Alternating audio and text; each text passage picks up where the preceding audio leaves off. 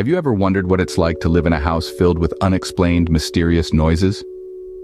Let's step back in time to 1853, where the Reverend D.W.G. Gwynn, a physician in holy orders, and his wife resided at P House near Taunton. Their life was much like any other, filled with the usual humdrum of daily routines and tranquil, quiet nights.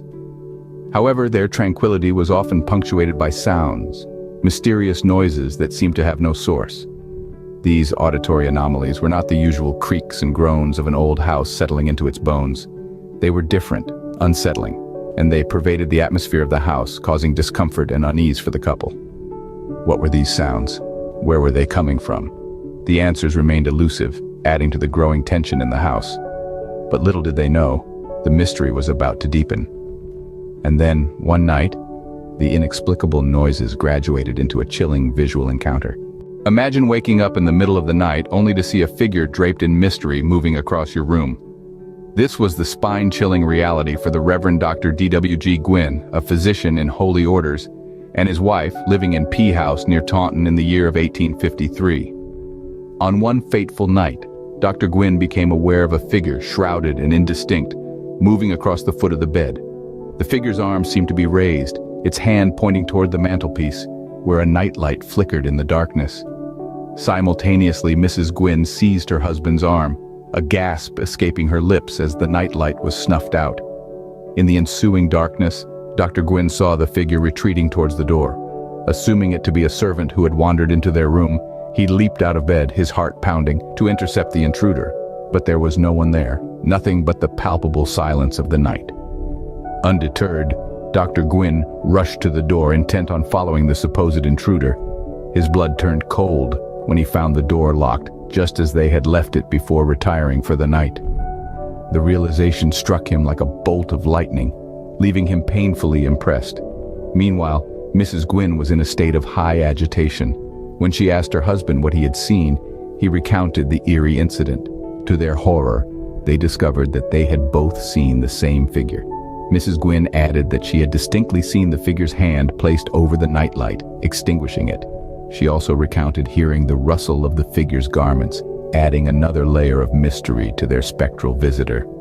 In addition to the extinguished nightlight, there was the soft glow of moonlight seeping into the room, casting long shadows and adding to the eeriness of their encounter. The phantom visitor had left them rattled, their nerves on edge, their minds filled with questions. What if a ghostly figure not only appeared to you but also interacted with the physical world around you? Imagine the chilling sight of a spectral hand reaching out to extinguish a nightlight, leaving you in complete darkness. This is precisely what Mrs. Gwynn reported witnessing. As she lay in bed, the room faintly lit by the moonlight streaming in through the windows, she saw the figure's hand hover over the nightlight. In an instant, the room plunged into darkness as the light was extinguished. She described the figure as tall and manlike, its garments rustling as it moved, a sound that echoed in the eerie silence of the room. This was not a mere shadowy apparition that existed on the periphery of her vision.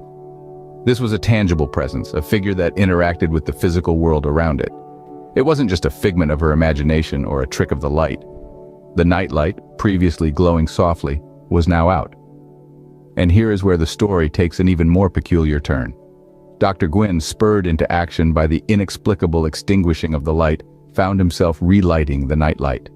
The very act of relighting the light confirmed that it was indeed out, lending credibility to Mrs. Gwynn's account of the phantom hand. Beyond the spectral sightings and the eerie noises, this physical interaction was a chilling reminder of the unseen presence that seemed to have taken up residence in the house. The figure was not just a silent observer, lurking in the shadows. It was an active participant, seemingly capable of influencing the environment around it. This was not a mere haunting. It was, in essence, a cohabitation with an unseen entity, an entity that was making its presence known in the most unsettling of ways. The Gwynns were not just observers of this spectral phenomenon. They were unwilling participants in a chilling dance with the unknown. The experience was so unnerving that it led them to a drastic decision. What would you do if you found out that the house you were living in had been a source of terror for others too? The house on P Street near Taunton held a dark history, one that was unbeknownst to Dr. Gwynn and his wife until it was too late. Others had lived there before them and, like the Gwynns, they too had been tormented by the unseen. Unsettling noises in the dead of night, the feeling of an unseen presence, and the chilling encounters with the phantom visitor had driven many away before the Gwynns took up residence. The Gwynns, disturbed and terrified by their experiences, decided to follow suit. They packed their belongings, their memories, and their fears, leaving the house that had become a source of their terror. The echoes of their experiences would forever reverberate in the halls of the P Street house. And so, they left the house, leaving behind a lingering tale of mystery and fear. But what was the truth behind the mysterious figure and the unexplained noises in the house? The answer to this question remains as elusive as the enigmatic apparition itself. Two possibilities loom in the shadows of our understanding.